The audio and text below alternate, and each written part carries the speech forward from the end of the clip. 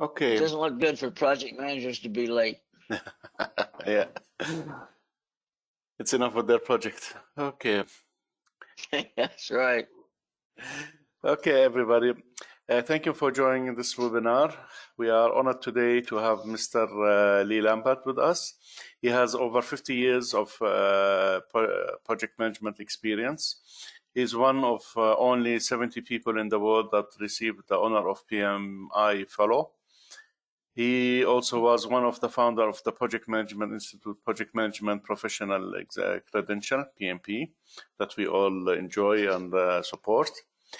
Lee also was a past president of Central Ohio PMI. During his decades of platform training, he provided training opportunity for over 50,000 professionals in 23 countries. I don't want to take the time of talking more about Mr. Lee. He's well known. Just a short note for everybody. If you can keep yourself muted to enjoy, for the rest of us or all of us to enjoy this presentation. And to you, Mr. Lee. And one thing else, short notice for legal issues, we started to record this session and hopefully we'll put it on YouTube after we finish. Thank you. Very good. Thank you very much. I'm so pleased to be with you. I guess this evening for you, this morning for me. It's been quite a few years since I've actually been to your area. In the 80s and 90s, I spent a tremendous amount of time teaching project management in Kuwait and Bahrain and just all over the area. But sadly, I never got to Jordan. So when I was asked to do this program, I was pretty excited about it. It gives me an opportunity to meet some new people, some new professionals in this business.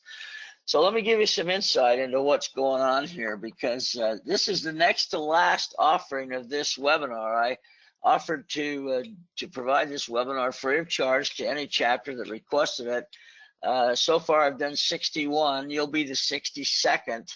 And then I have Saudi Arabia on the 14th. That'll wrap it up. So it'll be 63 chapters and about 3,000 students. Now, I looked at, see, we got about 20 in Jordan, but let me tell you, just so there's relative, doesn't matter to me, but in India, when I did the one in India, in Mumbai, we had 1,100 people register. So it's a hot topic, and I'm excited about sharing it with you because it seems to be driving what we do in project management right now. So let me go ahead and get started and kind of just refresh you on why this is such an important topic. If you've been following anything that our new CEO and president, Sunil Prashara, has been posting and speaking on, you'll notice that he has taken a liking to the concept of the project economy. So he rolled out his idea of the project here in Philadelphia, and when he did that, it sort of struck a chord with me. Now I've got 54 years in the business, so I've kind of seen it all. But I remember way back in the 80s, we were talking about a concept that said managing organizations by project. And one of my associate fellows, Paul Dinsmore, who recently passed unexpectedly, had written a book called Managing Organizations by Project. And so at that time, I thought, well, that really makes sense, because in my view, everything is a project, and therefore everyone is a project manager. So now Sunil has picked up on this theme, and he's amplified it and he's expanded it. And so this is what I want to talk about, but I'm going to take a little different angle than Sunil generally takes. I'm going to take the angle from the project manager's perspective. Generally speaking, they kind of talk to the CEOs and the decision makers at the high level, but I think it's important for the people who actually have to execute the projects to know what all of this means. So that's what I'm going to try to talk to you about. I'm going to bring in a couple of experiences. Now, I worked in the corporate world, probably just like many of you, until 1984. when I went out to do what I'm doing now. But during that time, I had some real learning opportunities with General Electric and with IBM, pretty well-known companies with pretty well-established project management capabilities. So I'll draw on that experience to the extent that I can. I want to keep it as real world as possible. So as we start to look at this, one thing I have to remind you of as we get into this program, slides aren't going forward. Not good. Let's see. You might have to, can you advance them from your end? Because they are not going. We checked that and they were going. So I don't know what, let me go out and back in. You can try to present from my side if you want. Yes, well, let me see. Maybe this will do it. No, you're going to have to, this thing won't forward for some reason. If you can, forward that slide. I'll tell you when to advance the slides. Okay. Yes. If you can. I don't know if you can. I may have to go clear out and reboot everything. No, we're going to share my screen. That's all.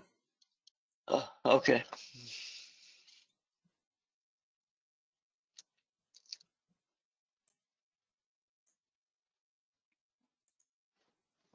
Okay, you can advance that if you would, please.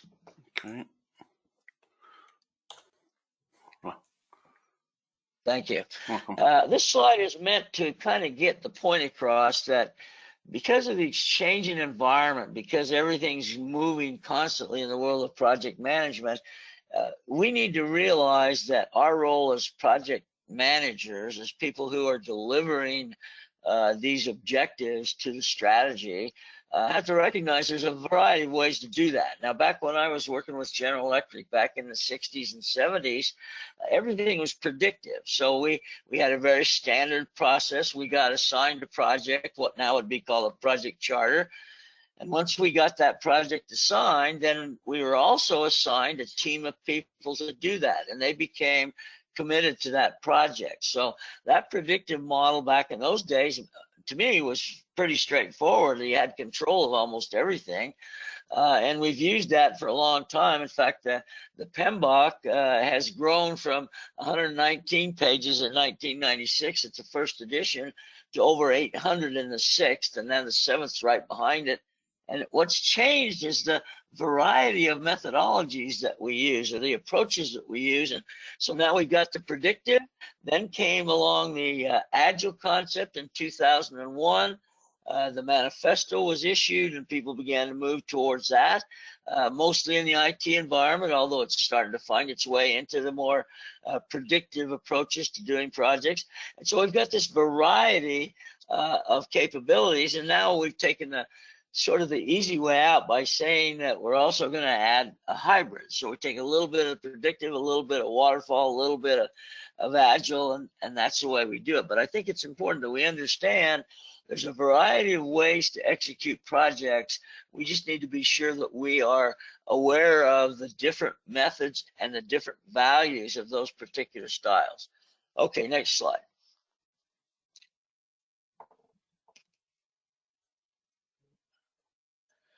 So first of all, I want to point out that I'm not sure people at our level, being a project manager, for example, really understand what strategy is.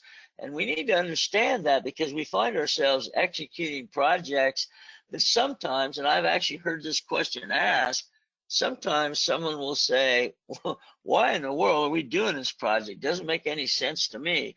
Well, that's because you may not have the linkage of the project to the strategy. So let's kind of discuss a little bit about how that strategic connection takes place. About once a year in the project world, senior level people in an organization, the CEO, CIO, COO, let's just say the C level, go away to plan what needs to be done in the coming year to effectively keep the organization stable and successful. So these C-level people identify what I call strategic objectives. And these can be, for example, I have a strategic objective to increase market size, to decrease cost, to increase profitability. All of those kinds of strategic objectives are identified and discussed among this high-level management team, and eventually they select those strategic objectives that they think will add the most value to what it is we're going to do in the coming time frame. Now, out of those strategic objectives, once they've been identified, come the projects that you and I have traditionally worked on for so many years. So these projects, what I like to say is we don't do projects for the heck of it. We do projects because they are going to add value to the organization's capabilities and profitabilities, if you will. And so we look at that and we say, well really that strategic objective is a level down from the strategy, so to speak. But the fact of the matter is that each one of those strategic objectives will typically spawn 4 or 5 projects. And those projects are then assigned to project managers based on what they've considered their return on the investment to be. So we get it. Once we get it, there's a lot of thought have gone into that identification of that project. And so then it's up to us to kick into the project management environment and make it happen. But the thing you've got to remember, and this is going to come up time and time again in today's presentation, the thing you've got to remember is that your project contributes to the strategy of the organization. And so you've got to stay connected. So in our world, we have schedules and costs and resource allocations. And as we utilize those and as we incur progress, we've got to make sure that we're staying connected. There's nothing worse than finishing a project and having somebody say, well, we don't need that anymore. So we want to stay connected. And that's the way we do it, by strategy linkage. So the CIO, CFO all have their own little projects they want to see done. They validate them, they send them down. It drives the project strategy. So you're a key player. In fact, I mean, maybe the senior level people would argue this, but I think the project managers are the critical resource in this kind of an environment, because their projects are the ones that are going to make the organization grow. So we have to understand that. All right, next slide, please. And so one of the things that you have to be sure that you understand is that you've got to pay attention to the facts. As you execute a project and you begin to deviate from schedule or overrun costs or whatever those factors may be, you can't just stick your head in the sand and keep on going. You've got to make sure that you're relating that condition, that project status, back to the strategic objective that it supports. So there's no way to stick your head in the sand and still be effective. So what I tell my project managers, pull your head out and take a look around you and make sure that your project is doing what it needs to do to facilitate the organization's advancement and growth. Okay, next slide. So here's where we get into trouble. Because we've got this board of senior level people, so to speak, let's call them the C-level, and they've all created the little projects, the strategy objectives that they think are important for their part of the organization. And when we run all those together and we look at them all and we see how many we've approved, what we find is that we don't have enough resources. We've approved more projects than we have people to execute them. And so we find ourselves almost immediately in a constrained condition. And so the important issue here is someone has to establish priority. So if you've got a situation where you've got 20 projects, but you only have enough resources to execute 15 projects, now the question is, which projects do I not do? Which 5 projects do I eliminate? And so I learned this at General Electric. I was getting ready to leave General Electric in 1977 to go to a national laboratory to implement a PMO. And they asked me before I left, would I be willing to look at their next year's business plan and just give them some feedback. Generally give them some ideas if they're doing a good job, if they're on the right track. So I mean, I was leaving, I had nothing to lose, so I thought, sure, I'd love to do that. And so they brought me their business plan for the following year. It's a fairly thick document.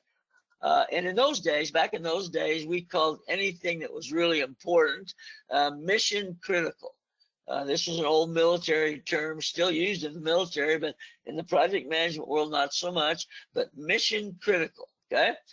So we looked at those, and I started to read down the business plan. They had a fairly well-developed scope. They had taken some estimates of time and cost, and so for each project, and there was 25 of them, 25 mission-critical projects.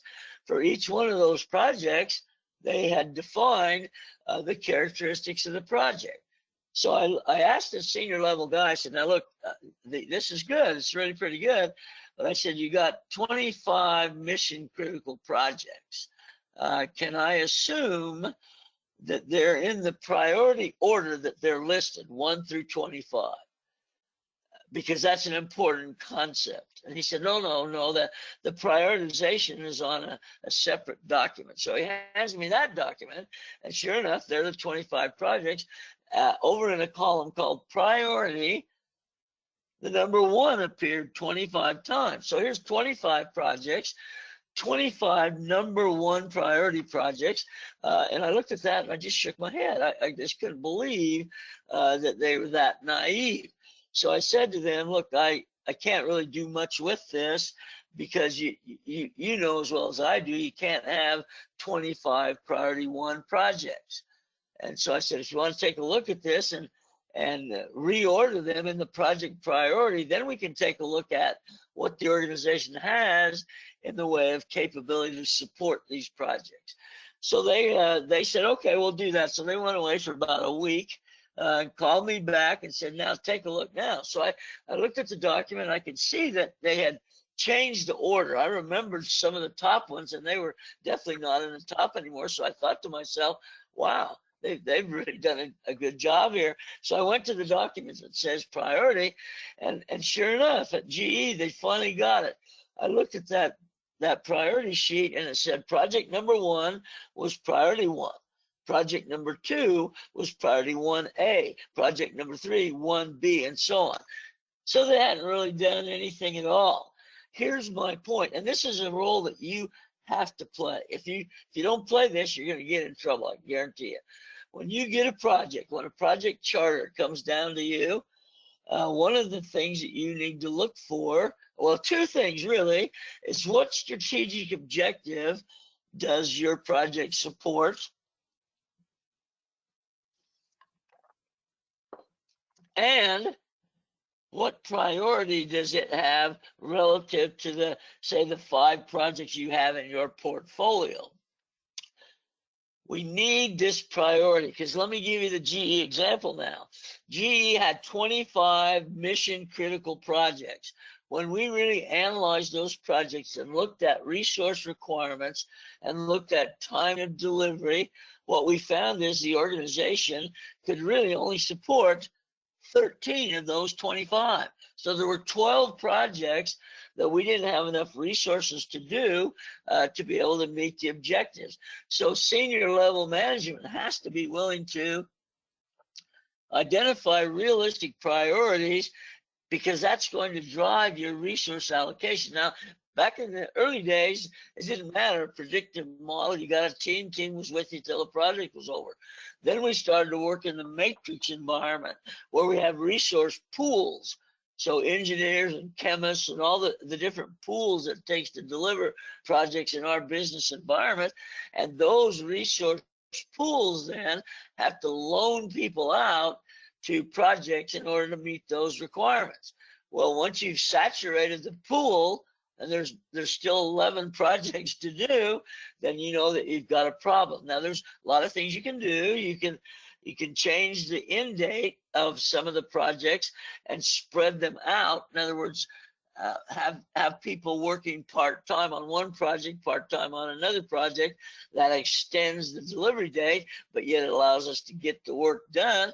So senior level people need to know that. You need to be able to say to them, listen, this is a great project, but we started to work on the preliminary plan, and what it's telling us is we don't have enough resources.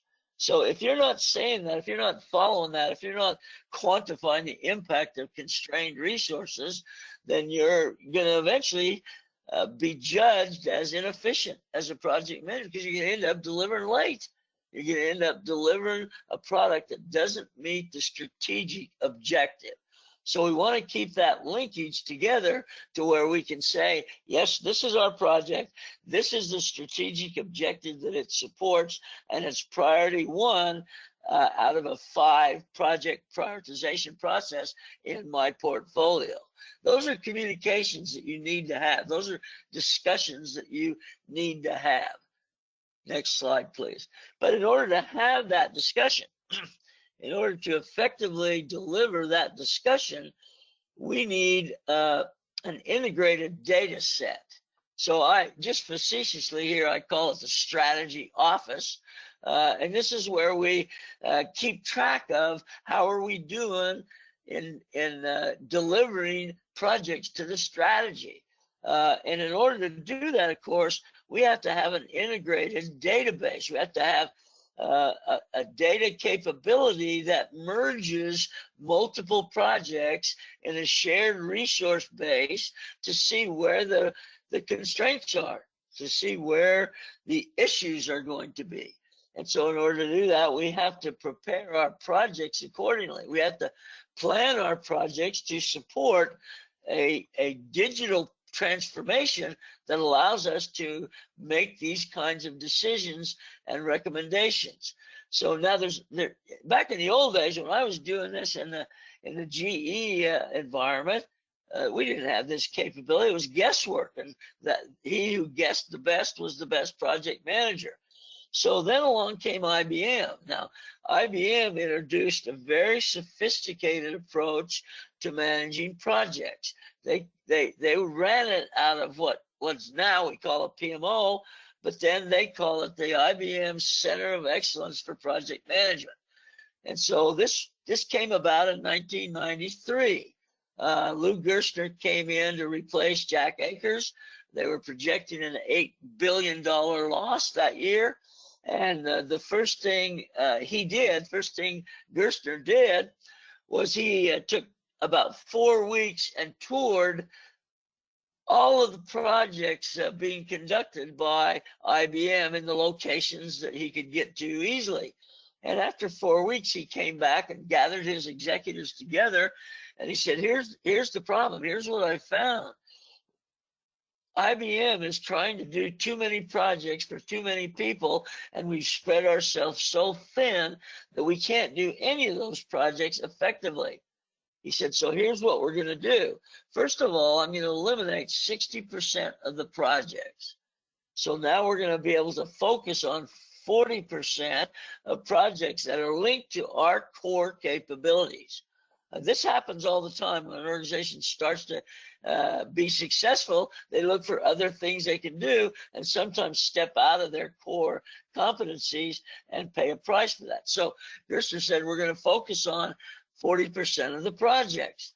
And in order to do that, he knew he needed an information base that would merge all of those projects so there could be conscious decisions made. So he implemented an information system. The same day he said, we're going to reduce by 60%. He said, and oh, by the way, we're going to implement a project management approach at IBM that will become the thread that holds all the IBM projects together. So that was the creation of the PM Center of Excellence for IBM. It became the benchmark. Every organization wanted to do it like IBM. He put a young lady named Carol Wright in charge of it, and she did a yeoman job of implementing this project management approach. So good did they do that in 3 years, that projected $8 billion loss had converted into a substantial gain. And it's sort of been that's sort of the history of IBM's growth. They continue to grow. They select the right projects for the right core competencies.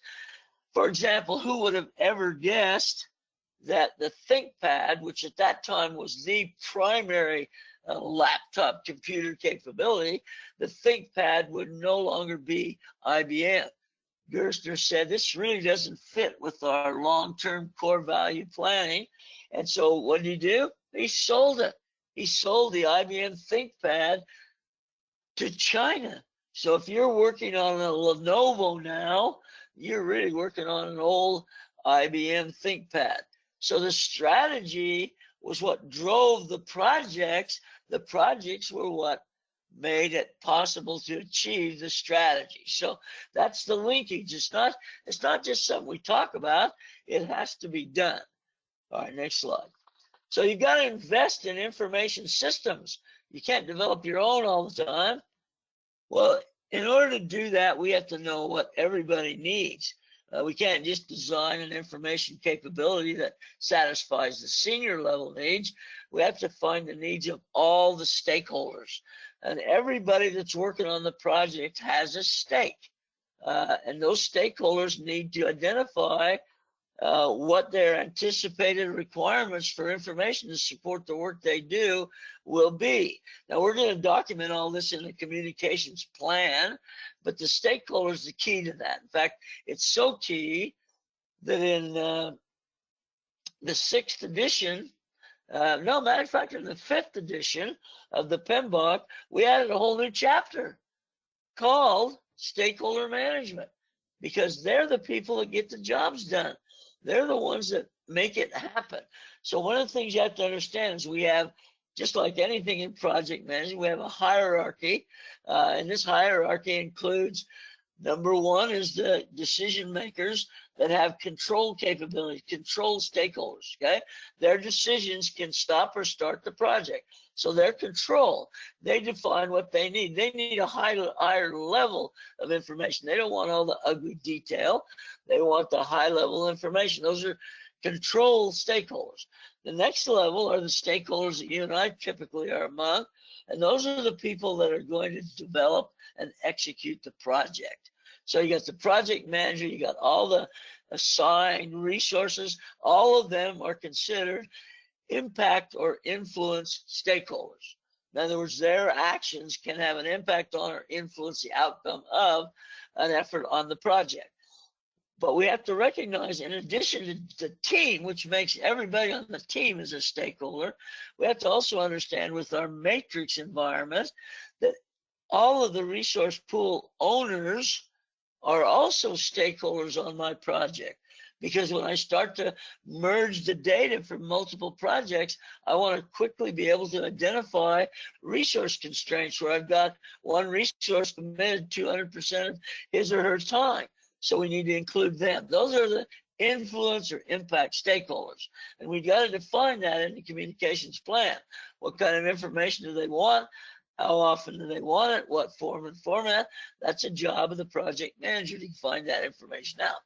Now, there's a third level that we don't talk about much, and I think it's very important, so I will. It's called the information stakeholder. And this is a stakeholder that isn't doing any work on the project, doesn't have anything that's going to influence or impact the project, but he or she is interested in the project. Now, why are they interested? Well, they may have a project similar coming downstream. They may be doing a project similar right now. They want to take advantage of what you're learning live to apply it to their project. So what I say is, I think this is kind of what I call a living opportunity to do closeout. In other words, I'm doing closeout as I move through the project. And as I encounter difficulties or challenges or find new and innovative ways to do things, the information stakeholder is going to be able to capture that and use that information to improve the future of the project management environment. Okay, so let me give you an example. I'm going to give you a real quick example. It's called $11 billion example. Now, $11 billion, it's a lot of money, probably more than some of you make. But let me give you the idea of this because it's so critical. include information stakeholders. Okay. Now, I was hired by a company called Behringer Mannheim in Indianapolis, Indiana, to run a medical diagnostics project that they had to get done in 18 months. Typically, it's a 3-year project, but the market had demanded that they have their project done in 18 months. So I started to gather my team together, and it was a chemistry-driven project. It's blood glucose monitoring for diabetics, okay? And it was called AccuCheck. In fact, it's still called AccuCheck all these years later.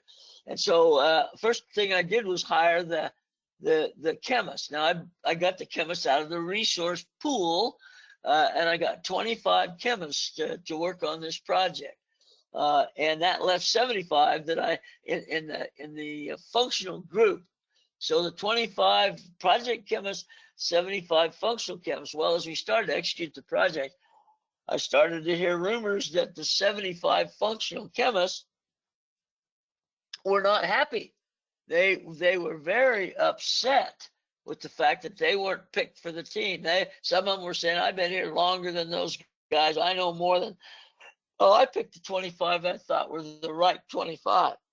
But I could see I didn't want to have that problem cause the project a problem. So what I suggested was, let's do this. Let's take my 25 project chemists and your 75 functional chemists, and every Friday for the next 4 weeks, let's take 2 hours in the afternoon and get together and see what we're all up to. No specific objectives, no specific agenda, just merging of mental capacity to see what we're all doing. Okay, what are you doing? What are we doing? And so on.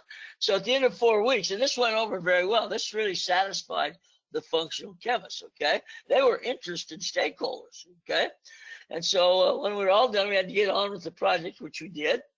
And here's the good news. The good news is the project was delivered in 18 months. The project delivered a new product to the marketplace that dwarfed anything else that was out there, regained massive amounts of market share, and led to what amounted to a $10 billion profit for the company. The company was a $1 billion organization owned by the Engelhorn family in Mannheim, Germany. Once we showed what we had in the way of this product, Roche Labs acquired Behringer Mannheim 3 years later for $11 billion. $11 billion. That wouldn't have happened had we not identified the interested stakeholders, because the real earth-shaking fact is here that the chemistry that we designed that ultimately led to this extremely successful project was actually developed by the functional chemists, the interested stakeholders. So you see, if I hadn't involved them early on, there's a chance that project would not have been completed and that company would have been out of business. So information stakeholders, I know people go like, well, they're not even on the project. Why should I bother? Well, because you're also in it for the organization, not just your project. So in my case, I got both. I did a great thing for the organization. I did a great thing for the project. But information stakeholders are often not included in the stakeholder management plan. All right, next slide, please. So in order to do this effectively, we in the project management field have created tools. In fact, I'm shocked. Now, I'm 74 years old. I've been doing this for 54 years, and I can't believe that every year more tools are coming at me. More tools are coming. And pretty soon, as you can see, my toolbox is full. And pretty soon, I'm spending more time learning how to use a tool than I am getting the project done. This is a danger. It's a danger in everything that we do. We try to use too many tools. I want just enough tools, if you will. So what I'm going to do here is give you my insight. Again, this is a lot of years experience talking. Give you my insights into the mandatory tools. You can pick others if you choose, but if I come look at your project and you don't have these 3 tools, then I'm going to criticize you, okay? The first tool you have to have is a work breakdown structure, a WBS. Now, I know a lot of you think about BS in a different term, but this is breakdown structure. It takes the project and hierarchically decomposes it down to the work package level. At that level, we assign resources, we accumulate costs, everything is done at the work package level. Okay, and so once we've done that, we have everybody incorporated into the plan and where they fit and what they're working on in terms of a deliverable. Okay, so the WBS, vertical hierarchy decomposition, that's number 1. Number 2 tool, which I can't really have till number 1 tool's done, is a critical path schedule. Now, PMI has endorsed the precedent diagramming method. I think it's great. It's very pictorial, easy to understand, easy to read. But this critical path schedule is, well, you guessed it, it's critical. That's why they call it that, but for a different reason as well. Critical path means that path of activities, that sequence of activities through the overall schedule that indicate they have to be done when we've estimated they will be done, or we will impact the end date. So there's plenty of these tools out there too. Microsoft Project is one. You can go to the Cadillac, which is Primavera. But what we have to be sure of is that we have a critical path schedule. Now, the reason for that is not just to say you have a schedule. The reason for that is as you begin to execute the project, and you begin to see slippages, you begin to see modifications, you can quickly put that information into this critical path schedule and determine what the impact on the project is. So if you put a change, a modification into the system, rerun the critical path schedule, and the end date doesn't change, well, you know then that that's not a critical path issue. You've got float. You can utilize that float however you can to not impact the end date of the project. If the end date moves, then you know it's critical and you've got to take some other action. This is not brain surgery, but I'm going to tell you right now, if I interviewed 100 project managers today, 1 or 2 of them would have a critical path schedule, okay? And I'd say, well, can I see your critical path schedule? And they'd bring me up a Microsoft bar chart. That's not what I'm talking about. I'm talking about an integrated precedent diagram schedule. So that's number 2. And then the third one, which is, you know, people will argue this isn't really a tool. I believe it is the risk management approach. Risk management is one of those areas that I can have an impact on the project before the project even really begins to be executed. I can look at, and this sometimes can come from my information stakeholders. What have they encountered in the past that I can incorporate into my thinking? So I need a sophisticated risk process. We don't do as good a job on this as we should. We talk about it a lot. It's written about a lot, but we don't always do a good job. So when I interview projects, one of the things I do to the project managers, I say, do you have risk management? Oh, guys, yeah, we got risk management. No question about that.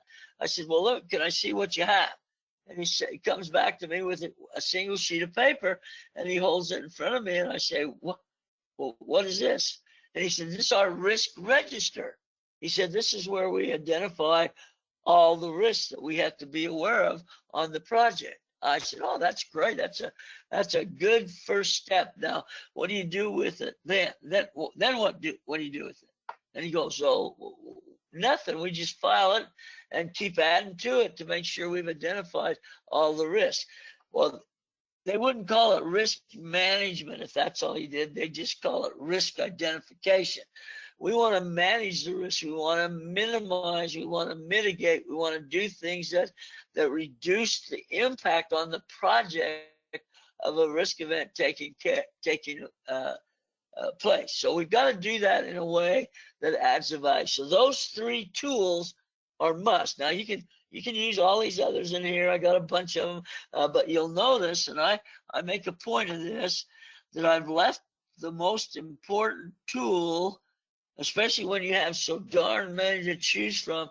I've left the most important tool outside the box: common sense. Common sense isn't common with project managers any longer. All right, next slide.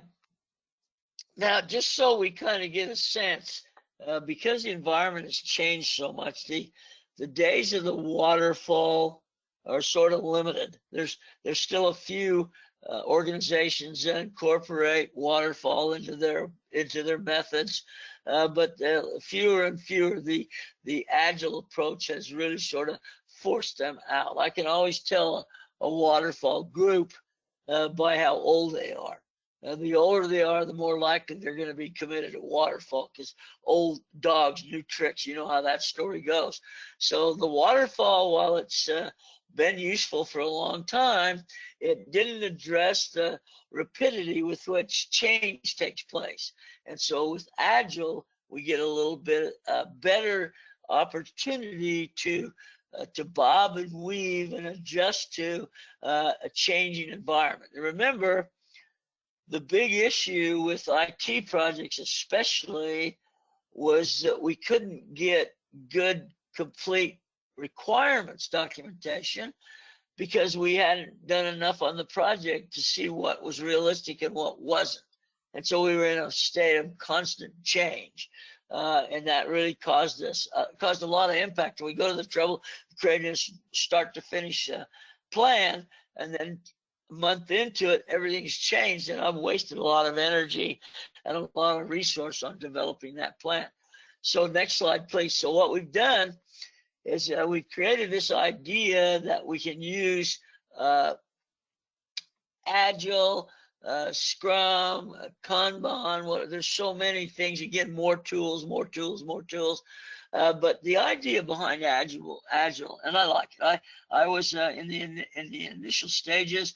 I was a naysayer. I was against the enthusiasm with which people endorsed Agile. But over the years, because you got at some point in time, you got to give up and join them.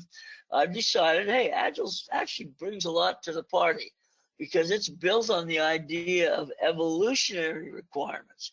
And so we start the project knowing that at a certain point in time, let's say it's at the end of a sprint, we're going to look at what we have, and we may change the next phase based on what we learned in the first phase. So that's the benefit of Agile. It's evolutionary, and it allows us to not get so swept up in change, not to be anti-change. In fact, people who are who are Agilists will tell you that change is a good thing. You just need to be able to adapt to it easily. So I thought about this and I thought, what a unique idea. I mean, it took a lot of people gathered at the Snowbird Ski Resort in Utah to put this manifesto together. And I just started looking, you know what, the fact of the matter is, Agile the concept was taken, in my view, nobody's confirmed this, from the sport of rugby. I mean, really, think about some of the terminology, especially the Scrum. When you look at this in the Scrum, everybody, both teams are getting together here. They're sort of grabbing onto one another, pushing and shoving. Somebody throws the ball. In this case, I've called it requirements, into the middle of that Scrum, and now everybody starts pushing and shoving and biting and kicking until the requirements squirt out. Somebody picks it up and runs as far as it can with it before it's time. That's called a sprint, as far as we can before we decide to have another Scrum. So that's kind of generically the thought. You'll notice that I've gotten some comments from people who've seen this slide that I got too many PMs. One of the concerns that the PM community, remember, as a founder of the PMP process, we have 1.3 million. I get emails almost every day asking me, what do I do? I'm a PMP, but now it seems like everything's moving towards a Scrum Master or some Agile certification. And is the PMP old news? And I said, well, that's not old news, because I write congratulatory notes to 20 or 30 people every single day who've just earned their PMP. So my advice is, if you're worried about it, because it does change, the PM's role changes in the Agile concept because the Scrum Master becomes the key player. There's plenty to do for project manager, don't get me wrong. But what I encourage them to do is, if you're, don't let your PMP go by the wayside, but go ahead and get your Scrum Master or your Agile certification, or your hot topic today is the Disciplined Agile. Get that certificate, because as we move through the process of project management, there will be ups and downs and changes. You'll be prepared to deal with any of those that come your way. Next slide, please. Now, if you, some of you are already sold on this and you're just going, yeah, well, I already knew all that. That's great. But for those of you who aren't up to speed on the possibilities, what I do when I teach project managers is I try to point out to them how they can be successful, how they can actually conduct their projects in a way that meets the objectives, links to the strategy. So if you get to where you go like, hey, that Lee has got some good stuff to say, I'm a big fan. He sold me.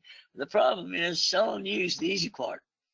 I got to sell management, because management's got to endorse it. Management's got to set the resources aside. Management has to give you the freedom to implement it. And so your job, once you're convinced, is that you have to convince management. It's just like, it's like selling a Kirby vacuum to somebody who doesn't have a carpet. You got to convince them that whenever they do get a carpet, they're going to have the right tool. So you need to spend time identifying, what can I say to senior level executives that will encourage them to consider the needs to establish a strategic linkage between projects. And if you can do that, you're in for some real good things happening along your way, because you're going to be able to reach out and do cause and effect. And remember, if you can be able to identify that a slippage in your project not only causes your project to slip, but it also impacts 2 other projects that have strategic linkage, now you're going to be a hero, okay? Because you're going to be able to take action before the problems really occur. All right, next slide. This is my last slide, and then I'm going to open up for some questions. I do want to give you advance warning that that the questions are, any question you want to ask. When I did Singapore, this was sort of bad for me. I had 107 questions, so it kind of said to me they weren't that up to speed on project management per se. But I'm encouraging your questions. I can almost guarantee you, over my 54 years, I've probably experienced conditions similar to what you want to ask about. Now, this last slide makes a point. I want you to understand it. This represents a person, but there's actually 2 people I know that fell into this category.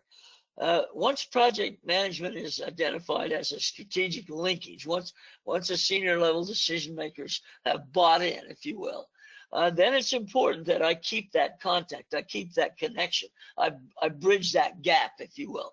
And if I don't do that, if I stay too focused on scope, time, cost, without identifying the relationship to the strategic objectives the organization has, I can deliver what's termed a successful project based on scope, time, cost achievement, and still have a failed project because I disconnected from the organizational strategic objectives. So I had this friend that this happened to. They delivered, the management called them in, chewed them out, said, yeah, that's great, you delivered scope, time, cost, but the fact of the matter is you disconnected from strategy and caused us to miss our strategic objective goals, okay? So don't do that anymore, keep connected. So he went back to his job. Now, these are senior guys. These guys are sharp guys.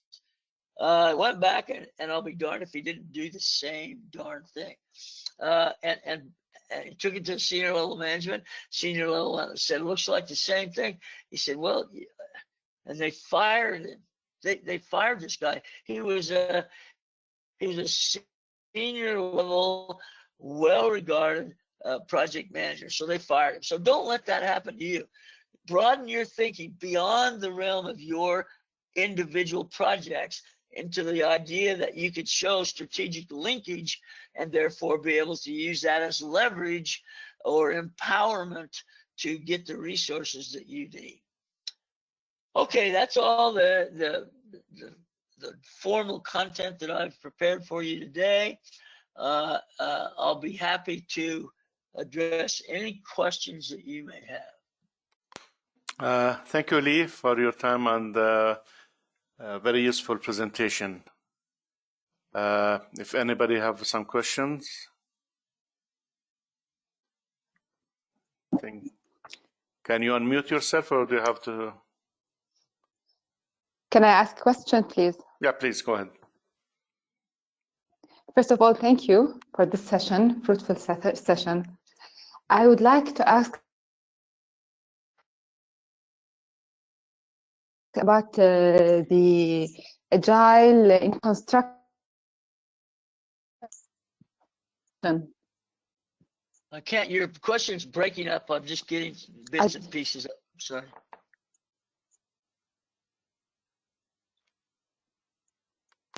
Can you repeat the question, please? Sorry, I lost the connection. Again? Yes, please. I mean, yes.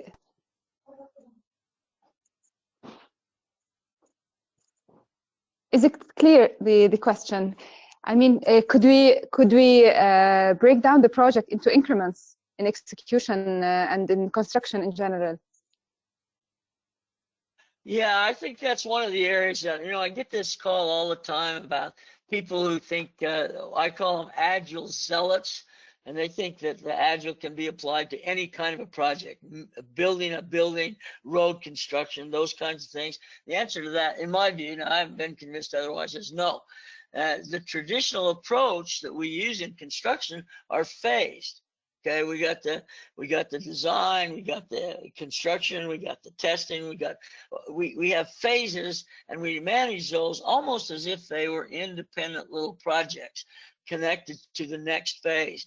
And I think that's the way they should be done, but it doesn't exclude the idea of impacts on other projects we're doing, especially if you're in a shared resource base. Usually with construction projects, they're not shared, they're dedicated. But if you're in a shared resource base, then you need to be sure that you're connected to other projects as possible, so that when you shift resource allocations, that can be identified in terms of cause and effect on every project.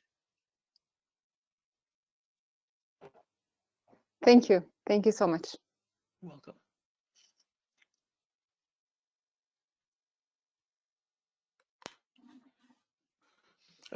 Question from me, Parrot. Priority is important, as you said, but what you can do when you have the priority changing, let's say every week or 2 weeks, and you feel that nothing is done because of this changing priorities for different projects?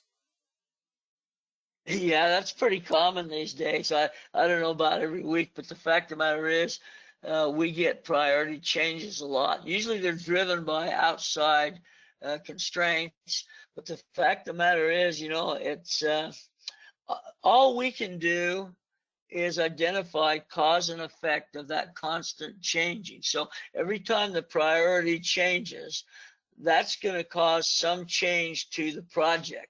And all I can do is identify the cost in either time or money or resource utilization of that change. And wherever I can show negative impact, that it's having a negative impact on our ability to deliver, then management needs to know that, because oftentimes management does not recognize the effect that their constant changes have on our ability to get the project done. And if we've done a good job of planning, I can quantify that cause and effect relationship very quickly.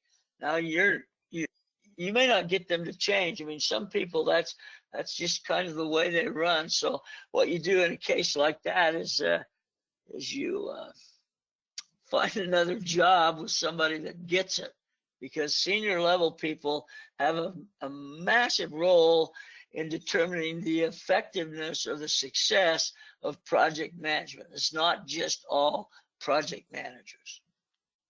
Thank you.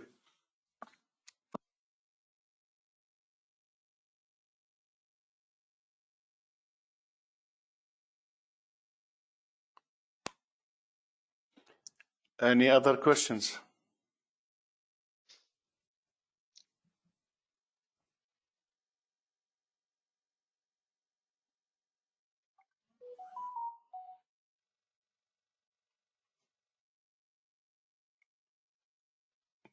Any other questions, please? Barrett, if you can please check the chat. Some sorry. question.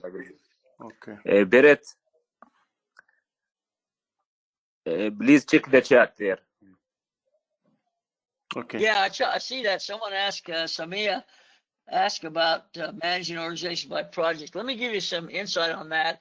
It's pretty much like I said, everything's a project. So every organization, almost everything they do is in some form of a project. The best reference I can give you is this Paul Dinsmore's book called Managing Organizations by Project. It was published in 1981. I still have a copy of it, and I refer to it occasionally because he really articulates what that means. So if you can get a hold of that, I don't know if that's available. It's a long time ago, but it still may be available on one of the book selling sources.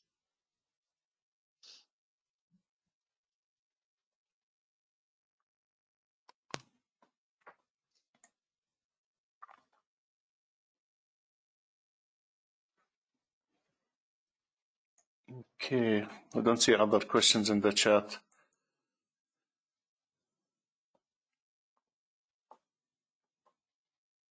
Okay. If there's nothing else, once we save the recording of this session, we upload it to our channel on YouTube and send you the link where you can find this recording. Mr. Lee Lambert, do you have any final thoughts before we close this webinar? Yeah, just one, and that is I think that effective project managers that have learned to do some of the things I've discussed here today will become very much in demand in your organizations. I think that we tend to think of project management as an administrative kind of skill. It's really not. It's thought-provoking. It's leadership-driven, and I think if you really commit yourself to becoming a successful and effective project manager, these kinds of tools will add a lot of value in that regard. Okay. Thank you again. I think we just made it on time. Yep. At 6 o'clock here. And thank you all for joining, and thank you very much, Lee, for giving us your time for this presentation. And hopefully we'll see you again in another webinar or event. Yeah, I hope so as well. I'll be over in Saudi on the 14th, so we'll see what they have to say. Okay, good luck with that. Take care. Thank you very much. Bye. Bye-bye.